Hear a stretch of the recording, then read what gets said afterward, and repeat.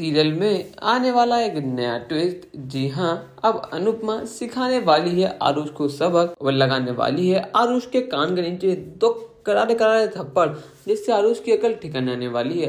दो थप्पड़ लगते ही आरुष अनुपमा के पैरों में गिर गया और सबके सामने अपना सच उगल दिया है कि कैसे उसने पूरी प्लानिंग कर रखी है पाखी से पैसे ठगने की। जैसे ही पाखी उसे पैसे देती वो पैसे लेकर फरार हो जाता। उसने पाखी को अपनी झूठी बातों में बहला फुसलाकर पैसे निकलवाने की पूरी प्लानिंग कर रखी थी और पाखी भी इतनी बेवकूफ है कि 4 दिन पहले मुझसे मिली थी और 4 दिन में ही वो इतनी पागल हो गई मेरे पीछे कि वो अपनी फैमिली के लिए मुझसे लड़ पड़ी और अपनी बेटी के नाम जो उसकी एफडी थी उसने वो भी तोड़ दी केवल अपने बिजनेस के लिए। सबके सामने आरुष कबूल करता है कि वो एक फ्रॉड है। वो इंडिया से भी एक बड़ा घोटाला करके भागा था और वो अमेरिका में भी लोगों से पैसे ठगता है वीजा के नाम पर, उनके बिजनेस के नाम पर। वो लोगों को झूठे वादे करता है कि वो उनका बिजनेस यहाँ पे सेटअप करा देगा। उनका बिजनेस जब यहाँ पे सेटअप हो जाएगा तो वो अच्छा कमाने लगेंगे और पाखी भी इन्हीं बातों में फंस चुकी है। पर लेकिन पाखी यहाँ पे कुछ मानने को रेडी ही नहीं है। वो अब भी आरुष की साइड ले रही है। उन्हें इन सब बातों पर ट्रस्ट ही नहीं है। उन्हें लगता है ये सारी बातें आरुष मम्मी के प्रेशर में आके बोल रहा है। मम्मी ने उसे कहा है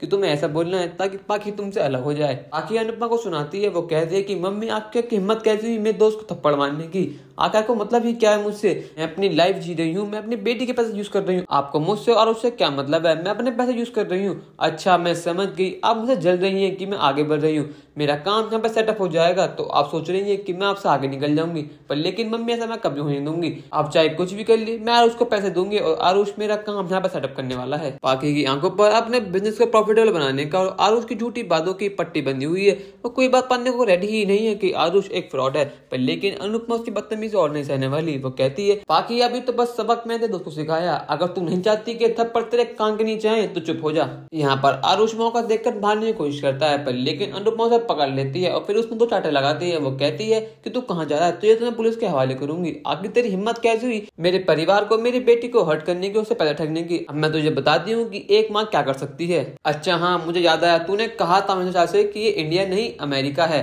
यहाँ पर कुछ भी करोगे तो मैं तुम्हें कंप्लेन कर दूंगा। तो जाना पुलिस स्टेशन जा, अब तू पहले कंप्लेन कर, मैं भी देखती हूँ कि कौन पहले कंप्लेन करता, तू या मैं। अब मैं तेरा वो हाल करूंगी जो तुमने सोचा भी नहीं होगा। यहाँ पे लोग इंडिया से आते हैं पैसे कमाने के लिए, इतनी मेहनत करते हैं और तुम जैसे लोग उन पर ठग लेते हैं। उनके खून पसीने कमाए, तुम पल भर में लेकर गायब हो जाते हो। मैं तेरा वो हाल करूंगी जिससे तू कभी जिंदगी में किसी से पैसे नहीं ठग पाएगा। यहाँ वनराज भी अनुपमा को सपोर्ट करता है। वो कहता है तुमने आरुष को सबक सिखाया, वो ठीक करा अनुपमा। मैंने पाखी को समझाने की बहुत कोशिश करी, मैंने उसे प्यार समझाया, गुस्से में समझाया, पर लेकिन पाखी मानने को रेडी ही नहीं थी। लेकिन इसने तो आरुष के नाम की रट लगा ली थी। इसे पूरा भरोसा था कि आरुष कभी धोखा करेगा नहीं, आरुष इससे पैसे लेके इसका काम से सेटअप करा देगा।